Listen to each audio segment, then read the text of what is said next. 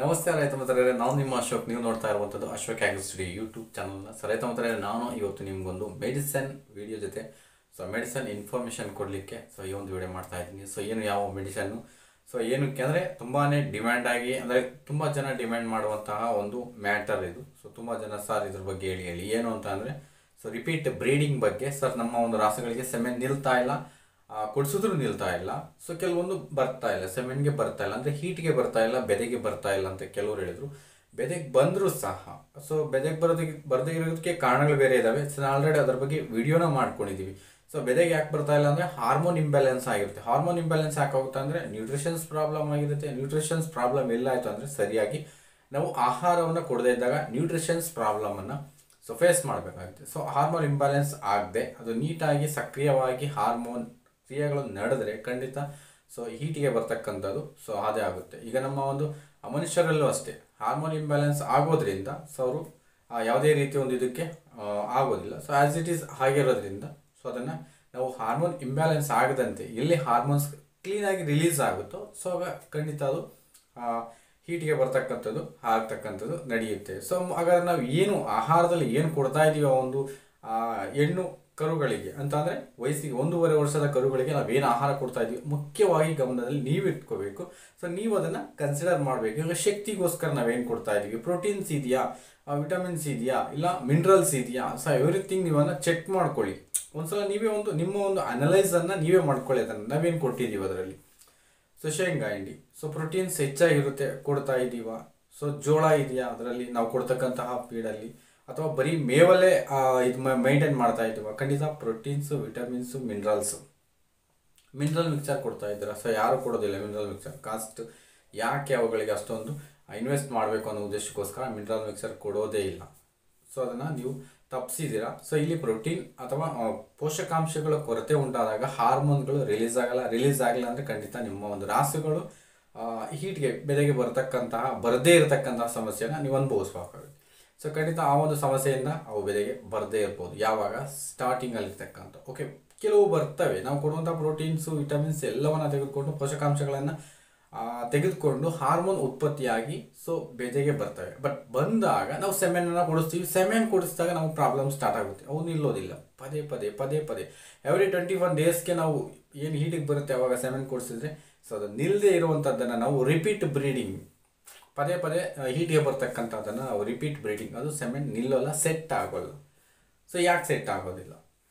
ಇಲ್ಲಿ ನಾನು ಹೀಟಿಗೆ ಬರೋದಕ್ಕೆ ಆಲ್ರೆಡಿ ಬೇರೆ ಒಂದು ಇದನ್ನು ಹೇಳಿದ್ದೀನಿ. ಬಟ್ ಅದಕ್ಕೋಸ್ಕರ ನಾನು ನೆಕ್ಸ್ಟ್ ಒಂದು ವಿಡಿಯೋದಲ್ಲಿ ನಿಮಗೆ ಆಯುರ್ವೇದಿಕ್ ಔಷಧಿಯನ್ನು ಈ ಒಂದು ರಾಸುಗಳು ಅಂದರೆ 1.5 ವರ್ಷದಿಂದ 2 ವರ್ಷ ಇರ್ತಕ್ಕಂತಹ ವಯಸ್ಸಿರುವಂತಹ ಕರುಗಳು ಬೆದೆಗೆ ಬರದೇ ಇದ್ದರೆ ನೀವು ಪೋಷಕಾಂಶಗಳನ್ನು ಕೊಟ್ಟರೂ ಸಹ ಅವು ಸಕ್ರಮವಾಗಿ ಅದು ದೊರೆಯದೇ ಇದ್ದಾಗ ಬೆದೆಗೆ ಬರಲ್ಲ. ಬಟ್ ಬರಬೇಕು ಅಂತ ಅಂದರೆ ಅದನ್ನು ಬೆದೆಗೆ ಬರುವಂತೆ ಮಾಡಬೇಕು ಅಂದರೆ ಕೆಲವೊಂದು ಆಯುರ್ವೇದಿಕ್ ಔಷಧಿಗಳನ್ನು, ಅಂದರೆ ನಮ್ಮ ಒಂದು ನಿತ್ಯ ಸಿಗ್ತಕ್ಕಂತಹ, ನಮ್ಮ ಅಕ್ಕಪಕ್ಕ ಸಿಗ್ತಕ್ಕಂತಹ ಕೆಲವೊಂದು ಮೂಲಿಕೆ ಅನ್ನೋದಕ್ಕಿಂತ ಒಂದು ಮುಖ್ಯ ಆಯುರ್ವೇದಿಕ್ ಒಂದು ಪದಾರ್ಥಗಳನ್ನು ಕೊಡೋದ್ರ ಮುಖಾಂತರ ಹೀಟಿಗೆ ತರಿಸ್ಬೋದು. ಅದನ್ನು ನಾನು ನೆಕ್ಸ್ಟ್ ವಿಡಿಯೋದಲ್ಲಿ ಖಂಡಿತ ನೀವು ಯಾರು ತಪ್ಪದೆ ವಾಚ್ ಮಾಡಿ.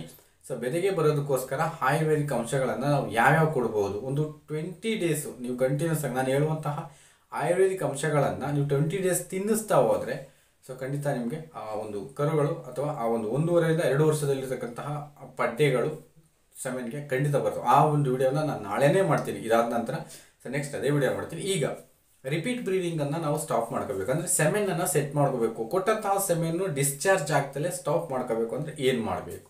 ಸುಮಾರು ಜನ ಕಾಲ್ ಮಾಡಿ ಕೇಳಿದ್ರು, ಸರ್ ಯಾವ್ದಾದ್ರು ಟಾಬ್ಲೆಟ್ಸ್ ಇದ್ದರೆ ಹೇಳಿ, ಇಲ್ಲ ಯಾವುದಾದ್ರೂ ಟಾನಿಕ್ಸ್ ಇದ್ದರೆ ಹೇಳಿ. ರಿಪೀಟ್ ಬ್ರೀಡಿಂಗ್ ಪ್ರಾಬ್ಲಮ್ ಏನು, ರಿಪೀಟ್ ಬ್ರೀಡಿಂಗ್ ಯಾಕೆ ಆಗುತ್ತೆ ಅದನ್ನು ನೀವು ಫಸ್ಟ್ ಕನ್ಸಿಡರ್ ಮಾಡಬೇಕು. ಯಾಕೆ ರಿಪೀಟ್ ಬ್ರೀಡಿಂಗ್ ಆಗುತ್ತೆ ಅಂದರೆ ಆ ಒಂದು ಕರು, ಹಿಂದಿನ ಒಂದು ಆ ಕರು ಹಾಕಿದಂತಹ ಆ ರಾಸು ಆ ಒಂದು ಮಾಸು ಚೀಲ ಅಥವಾ ಆ ಒಳಗೆ ಇರ್ತಕ್ಕಂತಹ ಕರುವಿನ ಸುತ್ತಕೊಂಡಂತಹ ಆ ಒಂದು ಮಾಸು ಚೀಲ ಏನಾದರೂ ಸರಿಯಾಗಿ ಸೂಕ್ತವಾಗಿ ಬೀಳದೆ ಕೆಲವೊಂದು ಪೀಸಸ್ ಆ ಒಂದು ಗರ್ಭಕೋಶದಲ್ಲಿ ಉಳ್ಕೊಂಡಿದ್ರೆ ಖಂಡಿತ ಇದು ಎಂಡೋಮ್ಯಾಟ್ರೈಟಿಸ್ಗೆ ಕಾರಣವಾಗಿರುತ್ತೆ. ಎಂಡೋಮ್ಯಾಟ್ರೈಟಿಸ್ ಆದಾಗ ಅಲ್ಲಿ ಸೋಂಕು ಹಾಗೆ ಉಳ್ಕೊಂಡಾಗ ನಂತರ ನಾವು ಕೊಟ್ಟಂತಹ ವೀರ್ಯ ಕಣಗಳು ಅಂದರೆ ಸೆಮೆನ್ಗಳು ಅಲ್ಲಿ ಅವು ಬದುಕಲಿಕ್ಕೆ ಅವಕಾಶ ಇಲ್ಲದಿರ್ಬೋದು. ಯಾಕೆಂದರೆ ಅಲ್ಲಿ ಇನ್ಫೆಕ್ಷನ್ ಆಗಿರುತ್ತೆ. ಇನ್ಫೆಕ್ಷನ್ ಆದಾಗ ಅದು ಬದುಕಲಿಕ್ಕೆ ಅಂದರೆ ಅದು ಸೆಟ್ ಆಗಲಿಕ್ಕೆ ಸಾಧ್ಯವಿಲ್ಲದಿರ್ಬೋದು, ಅದು ಜೀವಿಸಲಿಕ್ಕೆ ಸಾಧ್ಯ ಇಲ್ಲದೆ ಇರ್ಬೋದು.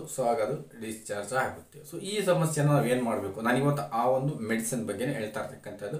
ಫರ್ಟಿಸೋಲ್ ಈ ಒಂದು ಟ್ಯಾಬ್ಲೆಟ್ಸ್ ಬಗ್ಗೆ ಹೇಳ್ತಾ ಹೋಗ್ತೀನಿ. ಫರ್ಟಿಸೋಲ್ ನಿಮಗೆ ಈಸಿಯಾಗಿ ಸಿಗುವಂತಹ ಒಂದು ಟ್ಯಾಬ್ಲೆಟ್ಸ್, ಅಂದರೆ ಎಷ್ಟು ಕಾಸ್ಟ್ ಏನಿಲ್ಲ, ಓವರ್ ಕಾಸ್ಟ್ ಏನಿಲ್ಲ. ಸೊ ಈ ಒಂದು ಫರ್ಟಿಸೋಲ್ ಟ್ಯಾಬ್ಲೆಟ್ಗಳನ್ನು ಪ್ರತಿದಿನ 5ರಂತೆ, ಬೆಳಗ್ಗೆ ಆದರೂ ಕೊಡಿ, ಸಾಯಂಕಾಲ ಆದರೂ ಕೊಡಿ, ಪ್ರತಿದಿನ 5 ಟ್ಯಾಬ್ಲೆಟ್ಗಳನ್ನು ನೀವು ಕೊಡೋದ್ರ ಮುಖಾಂತರ ಈ ಒಂದು ಎಂಡೋಮ್ಯಾಟ್ರೈಟಿಸ್ನಂತಹ ಒಂದು ಸೋಂಕುಗಳನ್ನು ನಿವಾರಿಸುತ್ತೆ. ಸೊ ಸೋಂಕುಗಳನ್ನು ನಿವಾರಿಸುತ್ತೆ. ಈ ಟ್ಯಾಬ್ಲೆಟ್ಸನ್ನು ಒಂದು ಕೋರ್ಸ್ ಇರುತ್ತೆ, ಆ ಕೋರ್ಸನ್ನು ಕಂಪ್ಲೀಟ್ ಮಾಡಿ, ಐ ಮೀನ್ಸ್ ಎಷ್ಟು ಟ್ಯಾಬ್ಲೆಟ್ ಬರುತ್ತೋ ಒಂದು ಇದರಲ್ಲಿ, ಸೊ ಅಷ್ಟನ್ನು ಕಂಪ್ಲೀಟ್ ಮಾಡಿ ನೆಕ್ಸ್ಟು ಈ ಒಂದು ಬೆದೆಗೆ ಬಂದಾಗ ಅಥವಾ ಸೆಮೆನ್ಗೆ ಬಂದಾಗ ನೀವು ಸೆಮೆನ್ ಕೊಡಿಸಿದ್ರೆ ಖಂಡಿತ ನಿಲ್ಲುತ್ತೆ. ಸೊ ಅಂತಹ ಒಂದು ಅತ್ಯುತ್ತಮವಾದ ಕೆಲಸ ಮಾಡೋದು ಈ ಫರ್ಟಿಸೋಲ್ ಟ್ಯಾಬ್ಲೆಟ್ಗಳು. ಸೊ ಇದು ಫರ್ಟಿಸೋಲ್ ಟ್ಯಾಬ್ಲೆಟ್ಗಳನ್ನು ನೀವು ಪಡೆದು ಅಂದರೆ ತೆಗೆದುಕೊಂಡು ಕಂಟಿನ್ಯೂಸ್ ಆಗಿ 5 ಎವ್ರಿ ಡೇ 5 ಮಾತ್ರೆಗಳನ್ನು ಕೊಡ್ತಾ ಹೋಗಿ ಅದು ಕಂಪ್ಲೀಟ್ ಆದ ನಂತರ ನೆಕ್ಸ್ಟ್ ಯಾವಾಗ ಅದು ಆ ಹೀಟ್ಗೆ ಬರುತ್ತೆ ಆಗ ಕೊಡಿಸಿದ್ರೆ ಅದು ಖಂಡಿತ ನಿಲ್ಲುತ್ತೆ, ಸೆಟ್ ಆಗುತ್ತೆ. ಸೆಟ್ ಆದಾಗ ನೀವು ಮುಂದೆ ನೆಕ್ಸ್ಟ್ ಏನದಕ್ಕೆ ಯಾವ ರೀತಿ ಕಾರ್ಯಗಳನ್ನು ಕೈಗೊಳ್ಬೋದು, ಅಂದರೆ ಯಾವ ರೀತಿ ಆಹಾರವನ್ನು ಕೊಡ್ಬೋದು ಅನ್ನೋದು ನಿಮ್ಗೆ ಆಲ್ರೆಡಿ ಗೊತ್ತಿರುತ್ತೆ. ಸೊ ಓಕೆ, ಫರ್ಟಿಸೋಲ್ ಟ್ಯಾಬ್ಲೆಟ್ಗಳನ್ನು ಪ್ರತಿದಿನ 5 ಕೊಟ್ಟು ಸೊ ಅದನ್ನು ನೀವು ಕಂಪ್ಲೀಟ್ ಮಾಡಿಬಿಡಿ. ಸೊ ಅಲ್ಲೇನು ನಿಮಗೆ ಪ್ಯಾಕೇಜ್ ಬಂದಿರುತ್ತೆ ಆ ಪ್ಯಾಕೇಜ್ನ ಫುಲ್ ಟ್ಯಾಬ್ಲೆಟ್ಗಳನ್ನು ಎವ್ರಿ ಡೇ 5 ಕೊಟ್ಬಿಟ್ಟು ಕಂಪ್ಲೀಟ್ ಮಾಡಿದ ನಂತರ ನಿಮ್ಗೆ ಏನು ಬೆದೆಗೆ ಬರುತ್ತೆ ಆಗ ಖಂಡಿತ ಸೆಮೆನ್ ಕೊಡಿಸಿ ಸ್ಟಾಪ್ ಆಗುತ್ತೆ. ಸೊ ಇದಂತೂ ಸಕ್ಸಸ್ ಆಗುವಂತಹ ಮ್ಯಾಕ್ಸಿಮಮ್ 100% ಇದು ಸಕ್ಸಸ್ ಆಗುತ್ತೆ. ಸೊ ನೀವು ಅದನ್ನು ಮಾಡ್ಕೋಬೋದು. ಸೊ ಫರ್ಟಿಸೋಲ್ ಟ್ಯಾಬ್ಲೆಟ್ಗಳನ್ನು ಫೀಡ್ ಜೊತೆ ಕೊಡಿ, ಅದು ತೊಂದರೆ ಇಲ್ಲ. ನೀವು ನೇರವಾಗಿ ಕೊಡೋದಕ್ಕಿಂತ ಫೀಡಲ್ಲಿ ಮಿಕ್ಸ್ ಮಾಡಿ ಕೊಡೋದ್ರಿಂದ ಅದೇನಷ್ಟು ವಾಸನೆ ಬರ್ತಕ್ಕಂಥದ್ದು ಏನಿರೋದಿಲ್ಲ. ಕೊಡೋದ್ರಿಂದ ಆರಾಮಾಗಿ ಅದು ಆಟೋಮೆಟಿಕಲಿ ತಿನ್ನುತ್ತೆ. ಬೆಳಗ್ಗೆ ಆದರೂ ಕೊಡ್ಬೋದು, ಸಾಯಂಕಾಲ ಆದರೂ ಕೊಡ್ಬೋದು. ಸೊ ಈ ಫರ್ಟಿಸೋಲ್ ಟ್ಯಾಬ್ಲೆಟ್ಗಳನ್ನು ಇದು ಆ ಒಂದು ಇನ್ಫೆಕ್ಷನನ್ನು ತಗ್ಗಿಸೋದಕ್ಕೆ ಮ್ಯಾಕ್ಸಿಮಮ್ ಆಗಿ ವರ್ಕ್ ಮಾಡುತ್ತೆ. ಇನ್ಫೆಕ್ಷನ್ ಎಲ್ಲಿ ಕಂಟ್ರೋಲ್ ಆಗುತ್ತೋ ಆಗ ನೀವೇನು ಸೆಮೆನ್ ಕೊಡಿಸ್ತೀರ ಅದನ್ನು ಅಲ್ಲಿ ಬದುಕುಳಿಲಿಕ್ಕೆ, ಅದು ಸೆಟ್ ಆಗಲಿಕ್ಕೆ ಅವಕಾಶ ಮಾಡಿಕೊಡುತ್ತೆ ಫರ್ಟಿಸೋಲ್ ಟ್ಯಾಬ್ಲೆಟ್ಗಳು. ಸೊ ಈ ಟ್ಯಾಬ್ಲೆಟ್ಗಳನ್ನು ನೀವು ಪಡ್ಕೊಂಡು ಅವುಗಳನ್ನು ಕೊಟ್ಟು ಸೆಮೆನನ್ನು ಸೆಟ್ ಮಾಡ್ಕೊಳ್ಳಿ. ಸೊ ಬರ್ಡನ್ ಆಗೋದನ್ನು ತಪ್ಪಿಸುತ್ತೆ, ಇಲ್ಲಿ ತಪ್ಪಿಸ್ಬೋದು ನೀವು. ಬರ್ಡನ್ ಮೀನ್ಸ್ ಅದು ಬೆದೆಗೆ ಬರದೇ ಇದ್ದಾಗ ಅದು ಕರು ಹಾಕಿ 7 ತಿಂಗಳು, 8 ತಿಂಗಳು, 9 ತಿಂಗಳು ಆದರೂ ಸಹ ಕೆಲವೊಂದು ಸೆಮೆನ್ಗಳು ಸೆಟ್ ಆಗಿರೋದಿಲ್ಲ. 9 ತಿಂಗಳಲ್ಲಿ ಸೆಟ್ ಆದರೆ ನೆಕ್ಸ್ಟ್ 8 ತಿಂಗಳು ಅದನ್ನು ಏನು ಮಾಡ್ಬೇಕು ನಾವು ಡ್ರೈ ಆಗಿ ಅಂದರೆ ಒಣ ಇದರಲ್ಲಿ ಮೇಯಿಸಬೇಕಾಗುತ್ತೆ. ಲಾಸಸ್ ಅನ್ನೋದು ಮ್ಯಾಕ್ಸಿಮಮ್ ಎಲ್ಲ ರೈತರು ಈ ಒಂದು ವಿಷಯದಲ್ಲಿ ಲಾಸ್ ಆಗ್ತಕ್ಕಂಥದ್ದು. ಸೊ ಆ ಉದ್ದೇಶಕ್ಕೋಸ್ಕರ ನೀವು ಲಾಸ್ ಮಾಡ್ಕೊಳ್ಳೋಕೆ ಹೋಗ್ಬಿಡಿ.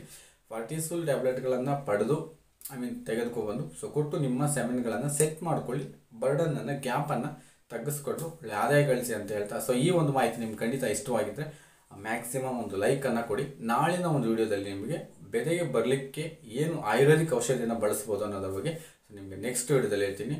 ಸೊ ಈ ವಿಡಿಯೋನ ನೋಡಿದ್ದಕ್ಕೋಸ್ಕರ ಥ್ಯಾಂಕ್ ಯು. ಪ್ಲೀಸ್ ಆ ಲೈಕ್ ಅಂತೂ ಮರಿಬೇಡಿ, ಲೈಕ್ ಮಾಡಿರಿ. Okay, thank you.